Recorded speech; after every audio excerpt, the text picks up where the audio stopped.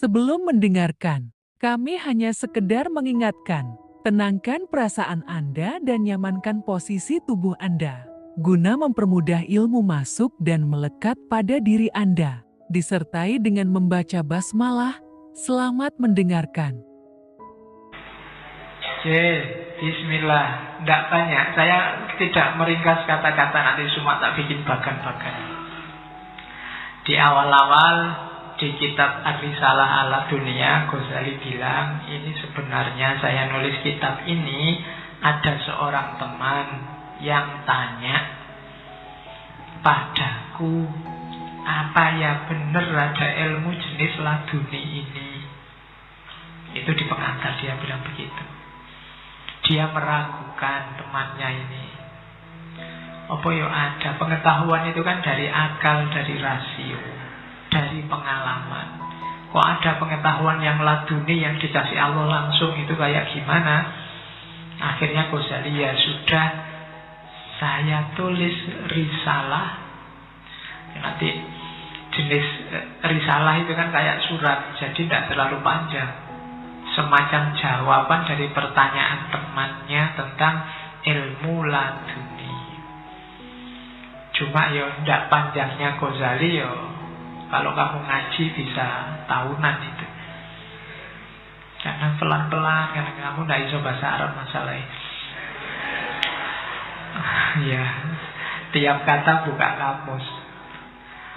Oke. Terus kemuliaan ilmu, ini bagian awal. Saya awali dari sini. Jadi katanya Ghazali, kalimatnya indah. Ilmu itu zatnya sendiri sudah mulia. Jadi ilmu itu sebenarnya jenis apapun, hakikatnya dia sebagai ilmu itu mulia. Logikanya simpel. Kenapa? Karena ilmu lawannya kebodohan. Tahu lawannya tidak tahu. Kalau tahu itu cahaya, ketidaktahuan itu kegelapan. Jadi barangnya sendiri yang namanya ilmu itu sudah mulia. Maka kalian nyari ilmu apa saja, itu sebenarnya sedang mengambil atau menempati kemuliaan. Cuma ya itu tadi, kita ilmunya agak terbatas di rasio dan empiris. Tapi sebenarnya ilmu apapun, termasuk yang primbon-primbon dan macam-macam tadi, sebenarnya hakikatnya itu pengetahuan yang mulia. Karena lawan dari ilmu itu kebodohan. Maka belajarlah tanpa pilih-pilih guru, pilih-pilih materi, apapun yang terjangkau pelajarilah. Itu teorinya Ghazali. Meskipun demikian, kalau bisa carilah ilmu yang utama. Meskipun objek ilmu apapun itu mulia, tapi dahulukan yang utama. Pengetahuan untuk hal-hal yang lebih utama. Dan di antara yang utama itu, yang paling utama adalah pengetahuan ketuhanan. Pemahaman tentang Tuhan. Ini yang saya tidak tahu, tradisi pemahaman ketuhanan itu tidak menonjol lagi di dunia Islam. Padahal itu mungkin ciri khas kita, ciri khas kajian timur. Orientasinya teos, ketuhanan. Jadi katanya Ghazali, objek ilmu yang paling mulia itu Tuhan. Karena kita nanti innalillahi wa inna ilaihi raji'un, dari Allah akan kembali ke sana. Maka mempelajari, kalau bahasa Jawanya sangkan paraning dumadi, asal usul dari mana kita datang dan kemana kita akan kembali, itu adalah mengenali Tuhan. Karena kita datang dari Tuhan kembali ke Tuhan, datang dari Allah kembali ke Allah. Maka objek ilmu paling mulia adalah Allah. Kita sejak kecil dikenalkan oleh Allah untuk diyakini. jarang yang dikenalkan secara dalam atau diarahkan untuk lebih mengenal. Biasanya kita pokoknya yakinlah Allah itu ada, titik. Jarang di antara kita yang secara serius mengkaji Allah, hakikatnya, sifat-sifatnya. Mungkin hanya mahasiswa jurusan tertentu yang bahas itu pun ya sak senengnya dewe. Jarang yang sampai dalam. Padahal itu objek ilmu yang paling mulia. Hakikat kita nanti di situ. Dari Allah kembali ke Allah. Kalau kita Allahnya tidak kenal, kalau Allah itu hanya sebagai untuk diyakini kemudian ngasih kewajiban-kewajiban, itu kan rasanya Allah itu kayak majikan kita. Kita diperintahi macam-macam dan kita tidak kenal dia. Jarang orang yang intensif berusaha mengenal atau diperkenalkan dengan Allah. Makanya ilmu yang nomor 1 kalau di Ghazali tauhid. Kita harus kenal Allah. Kalau kenal aja enggak, jangan membayangkan bisa jatuh cinta.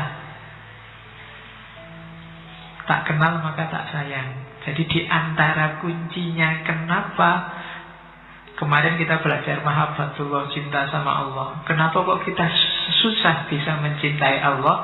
Karena mungkin kita tidak kenal. Kenal aja enggak, gimana bisa cinta?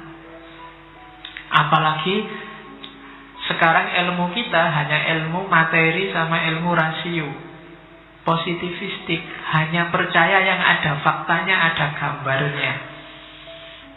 Wassalam sudah kan? Allah itu sudah gaib. Kita tidak kenal lagi. Kok disuruh mencintai? Jauh. Maka objek ilmu yang utama nomor 1 adalah ketuhanan. Jalannya lewat apa? Katanya Ghazali, wadahnya ilmu itu jiwa.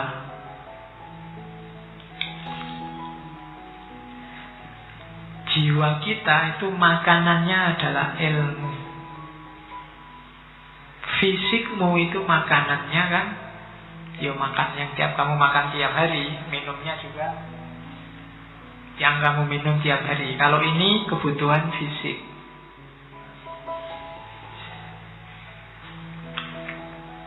Silahkan diminum yang masih ada.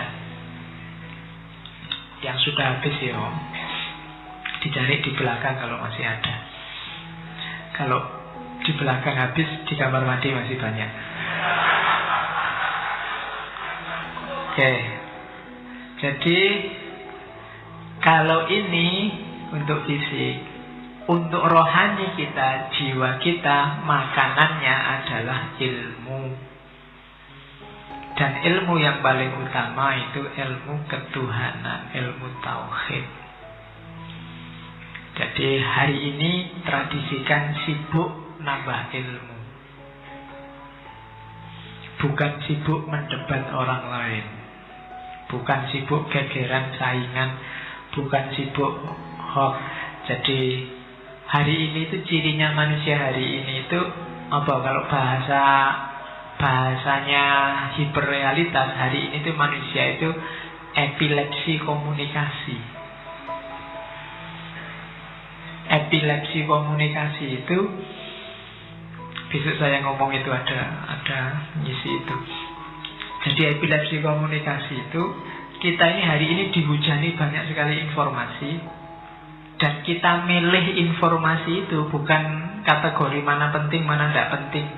Tapi kategorinya mana yang menarik, mana yang wow, dan mana yang tidak menarik. Dan itu yang dilakukan TV-TV, dilakukan web-web, dilakukan internet-internet. Tidak penting lagi makna. Yang penting wow-nya. Kayak acara-acara TV yang kita sebut di awal itu. Kamu milih acara TV kan bukan kamu butuh atau enggak, maknanya penting untuk hidupmu atau enggak, tapi yang bisa menyenangkanmu, yang menarikmu. Jadi ada keterputusan makna. Itu yang disebut epilepsi komunikasi. Jadi putus-putus rangkaian pengetahuannya.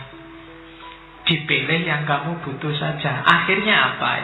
Media menawarkan yang menarik buatmu saja. Kalau enggak percaya, YouTube misalnya, bukalah video apa yang kamu senang. Setelah itu kamu akan ditawari semua video yang berhubungan, yang mirip dengan yang kamu buka tadi. Google juga begitu. Sehingga akhirnya kamu kerasan. Tidak pernah kamu buka YouTube itu satu terus ya sudah itu saja, butuhnya cuma itu. Mesti terus kamu ditawari yang lebih menarik di video sebelahnya, sesudahnya, sebelumnya. Dan itu membuat kita epilepsi komunikasi. Epilepsi itu kan orang meledak-ledak sebentar terus sadar lagi, tapi meledak-ledak lagi, sadar lagi. Oke, itu teori kajian baru. Hubungannya nanti di bukunya siapa? Yang Brodiat nulis judulnya Ekstase Komunikasi. Ya. Sebelum lanjut ke pembahasan berikutnya, terima kasih jika Anda ikut serta mendukung channel kami. Selamat mendengarkan kembali. Oke, terus Ghazali mengklasifikasi jenisnya ilmu. Kalau Ghazali, ilmu itu ada dua, syar'i sama akli. Nah, ini kalau kalian nanti belajar atau ngajar filsafat ilmu, bagian ilmu-ilmu keislaman boleh pakai kategorinya Ghazali ini. Ini belum di Ihya. Kalau di Ihya nanti ada kategori etisnya. Kategori etis itu ilmu ada yang mahmudah, ada yang mazmumah.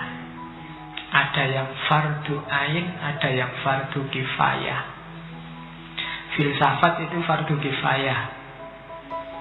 Tidak perlu semua orang ngerti filsafat, nanti malah kacau. Ya, sebagian sudah ngerti filsafat cukup.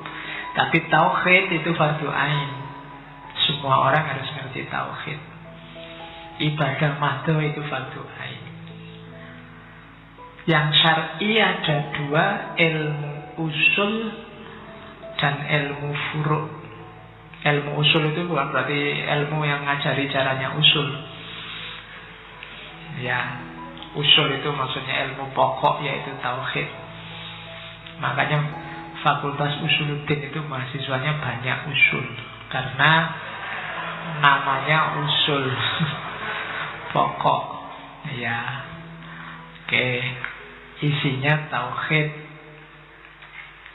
Yang kedua ilmu furu', ilmu cabang. Di antara ilmu cabang itu ya fikih. Fikih itu termasuk haknya Allah, ibadah. Ada muamalah. Muamalah itu termasuk haknya hamba. Muamalah nanti oleh Ghazali dibagi dua. Hak hamba itu muamalah sama mu'aqodah. Muamalah itu hubungan sosial, mu'aqodah itu hubungan ekonomi. Jadi hak Allah, hak hamba, dan yang ketiga hak jiwa. Hak jiwa itu akhlak, moral, etika. Itu termasuk ilmu syar'i. Yang ingin belajar agama silahkan milih yang diminati, yang usul, yang furu'. Kalau yang furu' boleh milih tentang haknya hamba, tentang ibadah, atau tentang haknya Allah, tentang ibadah, atau haknya hamba, muamalah dan mu'aqodah, atau haknya jiwa, diri kita sendiri secara individu. Namanya akhlak. Terus nanti ada ilmu akli. Ilmu akli ini kalau Ghazali ya logika, termasuk berhitung, harus belajar. Kemudian ilmu alamiah, fisika, biologi, itu kita ngerti. Kemudian yang ketiga ilmu, kalau kita sebut hari ini metafisika, tentang hakikat realitas. Itu ilmu akli. Jadi ilmu alamiah, fisika, hakikat realitas, metafisika, ilmu tentang berhitung atau cara berpikir namanya logika. Itulah semestanya ilmu-ilmu. Kalau ingin disebut ulama, ya kuasai ilmu-ilmu syar'i, usuliyah dan furu'iyah. Karena ulama itu warasatul anbiya, pewarisnya para nabi, mewarisi syariah.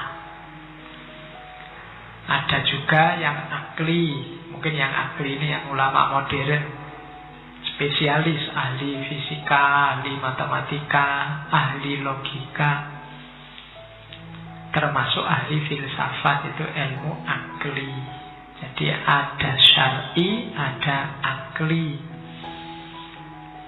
Kalau tentang ilmu itu. Nah, sekarang baru masuk ke laduni. Kalau di Ghazali, laduni itu berhubungan dengan proses belajar.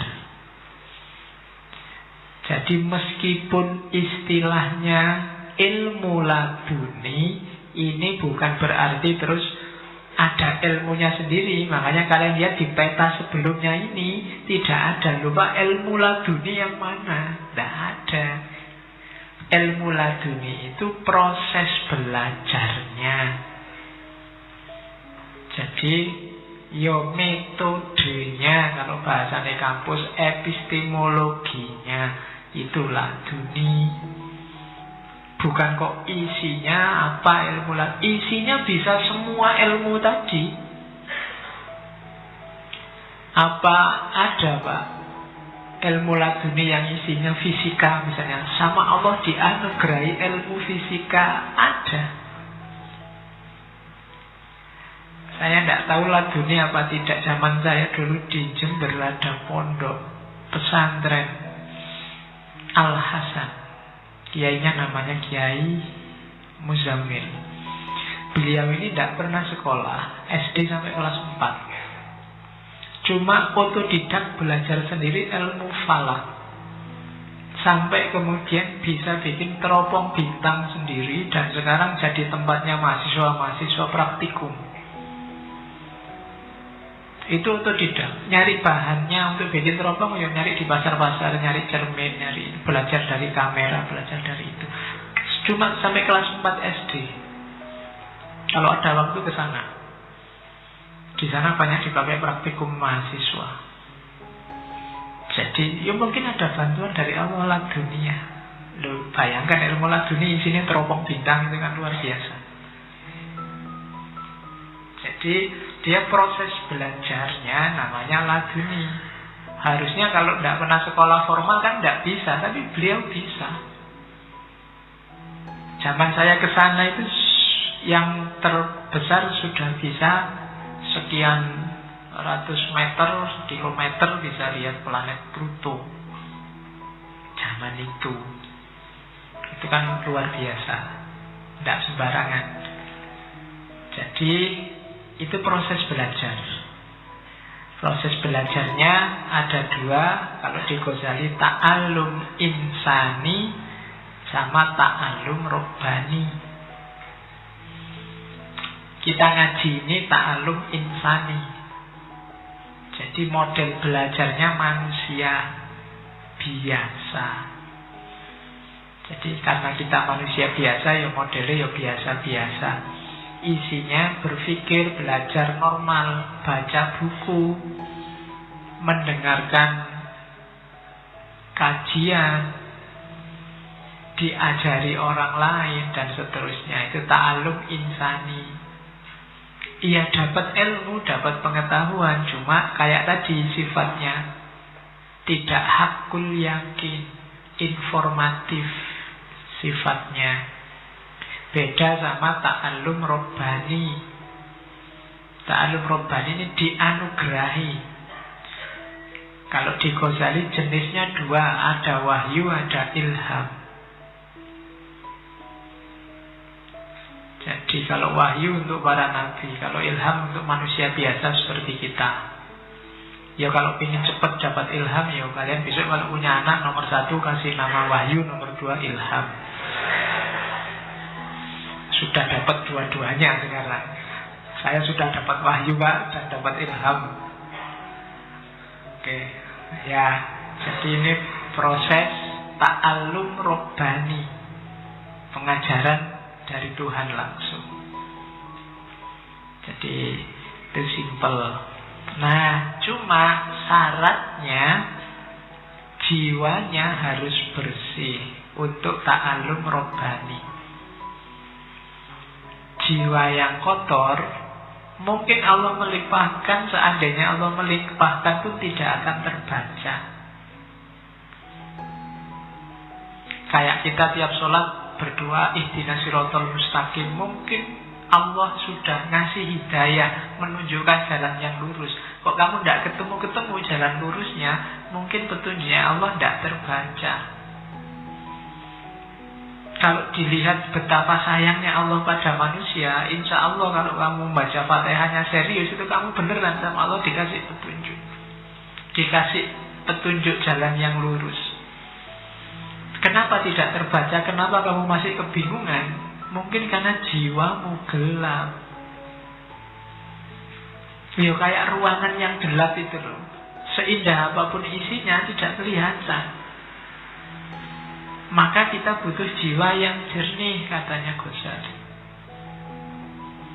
Bahkan katanya Ghazali, jiwa yang jernih itu sudah luar biasa isinya. Sudah banyak sekali anugerah pengetahuan dari Allah. Jiwa yang tidak jernih kenapa? Jiwa yang tidak jernih karena sibuk dengan kegelapan, sibuk dengan dunia, sibuk dengan materi. Analoginya Ghazali kayak mendung yang menutupi matahari. Kalau mendung menutupi matahari itu kan bukan berarti mataharinya tidak ada.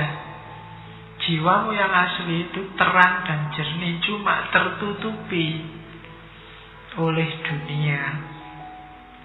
Maka kita harus belajar, diawali dengan menyucikan diri. Tahapan pertama pembelajar itu membersihkan jiwa. Kalau versinya Ghazali, baik ta'allum insani maupun ta'allum robbani. Kenapa? Karena ya kayak dulu ya di syairnya Imam Syafi'i itu, karena ilmu itu nur. Jadi annal ilma nurun wa nurullahi la yuhdali asin, dan cahayanya Allah tidak akan bisa jadi petunjuk bagi orang yang suka maksiat, karena maksiat membuat hati gelap. Kalau hatimu gelap ya hidayah seperti apapun tidak akan terbaca. Bukan Allah tidak ngasih, kamu yang tidak bisa baca. Jiwamu gelap. Maka syaratnya orang belajar yang pertama membersihkan jiwa. Atau kalau jiwanya sakit karena dunia, menyembuhkannya dulu. Makanya katanya Ghazali, penting syaratnya orang belajar itu mengenali penyakit jiwanya. Jiwamu ada penyakit apa yang menggelapkan? Dikenali dulu, terus diobati, baru kamu belajar. Kalau tidak ya susah. Cahaya masuk. Jangan-jangan itu yang membuat, kalau kamu baca bukunya paham, akalmu jalan, bukunya ditutup lupa. Tidak ada yang nyantol satupun. Mungkin karena dalamnya gelap. Pengetahuan banyak, ngaji ini aja sampai hampir 100 berapa sesi. Tapi yang tersisa berapa sekarang? Yang nyantol di sini paling kamu lupa. Banyak yang lupa. Jadi ditanami terus tapi tidak tumbuh-tumbuh. Itu mungkin karena jiwanya gelap. Karena alatnya ilmu laduni itu. Anda telah menonton video ini hingga akhir. Semoga video ini bermanfaat untuk kita semua. Dan semoga kita selalu ingat untuk terus memohon ampun kepada Tuhan. Sampai bertemu di video selanjutnya.